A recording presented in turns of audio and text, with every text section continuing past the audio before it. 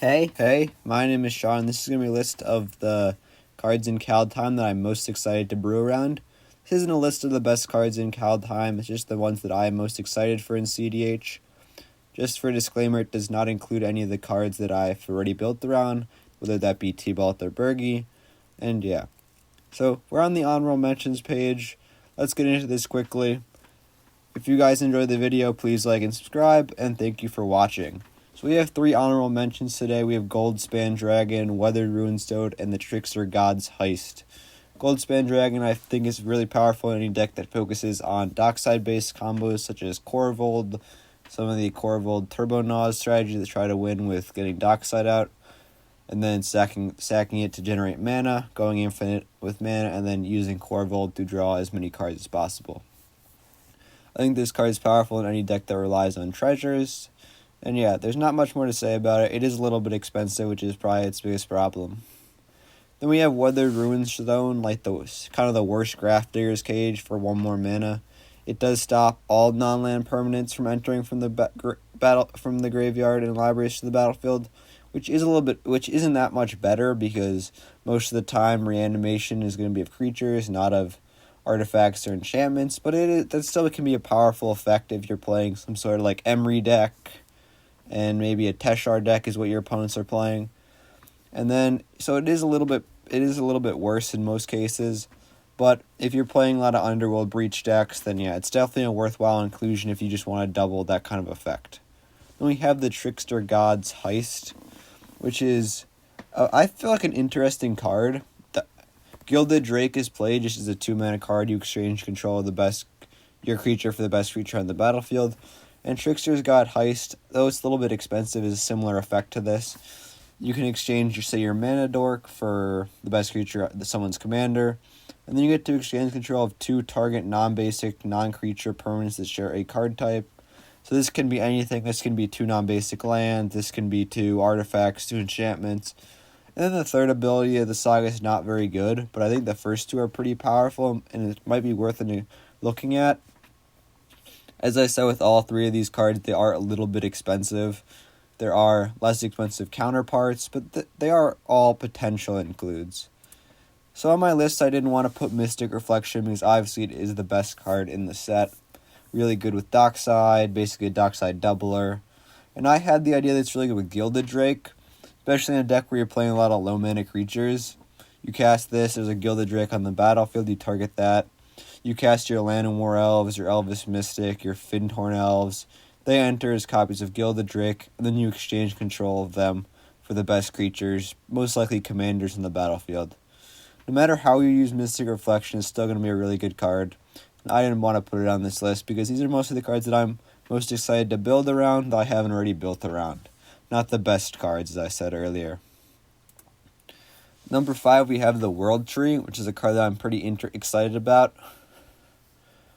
I think it gives a lot of 5-color decks some potential, especially slower 5-color decks, the ability to smooth out their mana with this second ability. And then the third ability is kind of a weird win con, especially if you're playing a Staxy deck.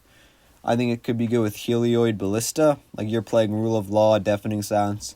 Especially with Rule of Law, you're not going to be able to cast more than one spell.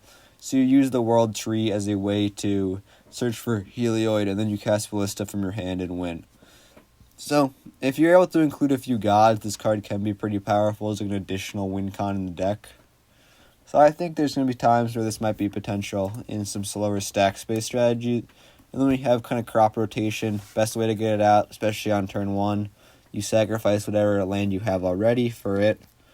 Next we have Herborg, which is basically kind of what it is. It's like an improved Herborg that gives the ability for all your lands to tap for add 1 mana of any color. So similar to Herborg, except it enters untapped and doesn't filter immediately.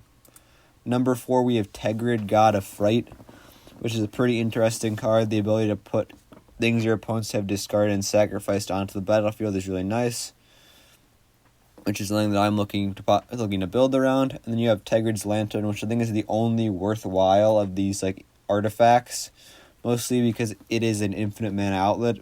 Once you have infinite mana, you can make a player lose 3 life if they do this infinite times by untapping it, and if they can't sacrifice an land permanent, they lose 3 life, and it's like if you do it enough times, then they just lose.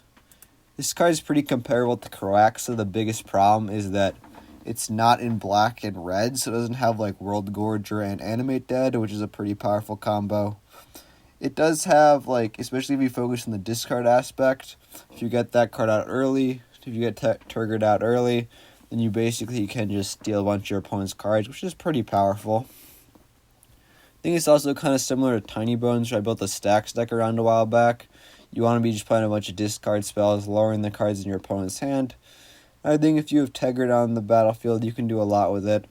But as I said, I think it's going to be hard at mono black to find infinite mana combos to kind of use the second part as a win condition. Next, we have Tybalt's Trickery, potentially the best red counterspell in the format. It is similar to Chaos Warp, but it does have this choose 1, 2, or 3 at random, because unlike Chaos Warp, it doesn't shuffle the library. So this kind of is actually like counts as like an anti-tutor too.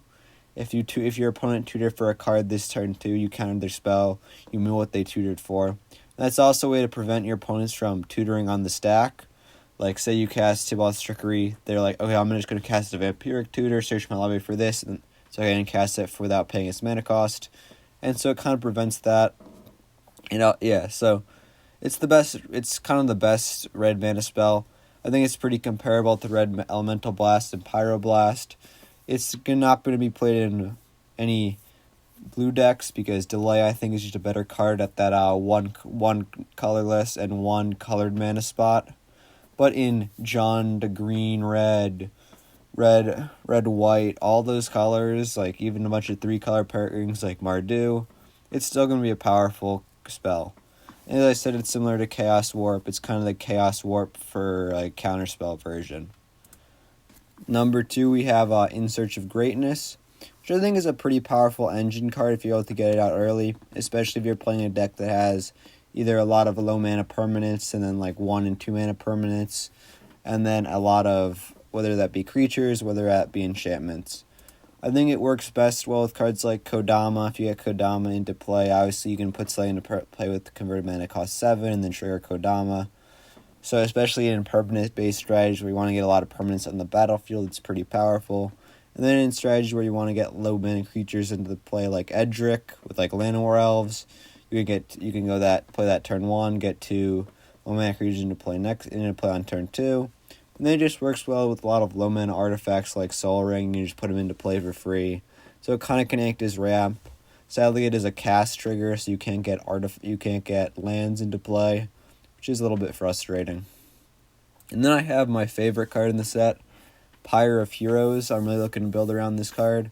A lot of people have discredited it as just a worse Birthing Pod, but I think it definitely is like not as good as Birthing Pod, but it's really going to be good in Sans green decks and decks that feature a lot of creatures of the same type. And so, yeah. So obviously it costs technically 2 less than Birthing Pod, and they have the same activate ability. Obviously, it's commander, so you have 40 life, so you're kind of willing. This is really only costs 3, and this really only costs 1 to activate. They both search for a creature with converted mana cost 1. And then I really thought of it with like Pirate Tribal, which is kind of gotten powerful because of 1-card combos with Glinthorn Buccaneer. Imagine you turn your dockside into a Glinthorn, that's pretty powerful. And then cards like that, especially in any pirate deck, any deck that features especially one creature type, especially even in stacks decks, this might work. There's a lot of human stacks that you play, stacks with human creature type, so you can search for the right stacks piece with it. I think even in a deck like Blood Pod, which is mainly around Birthing Pod, this could work. You just probably have to switch around a few cards so that it focuses mainly on cards with the same type. So you have to tinker around with that, but it still could work. Give you a second Birthing Pod effect. And then obviously I have Goblins and Elves, Muxus and Merowyn, 2 additional like really heavy creature-based strategies where you want to be playing most of the creatures of the same type. Any deck like this, it's powerful in any creature-based strategies. I think it's been discredited too much. It's just worse than Birthing Pod. I think it's going to give a lot of Sans green creature-based strategies a little bit of a leg that they didn't have before. which I think is going to be pretty powerful. So that's going to conclude this video. Those are the top 5 cards that I am most excited to build around, that I haven't already built around. That's why Bergie and Tybalt aren't on the list. But yeah. So, thank you guys for watching, and hope you enjoyed.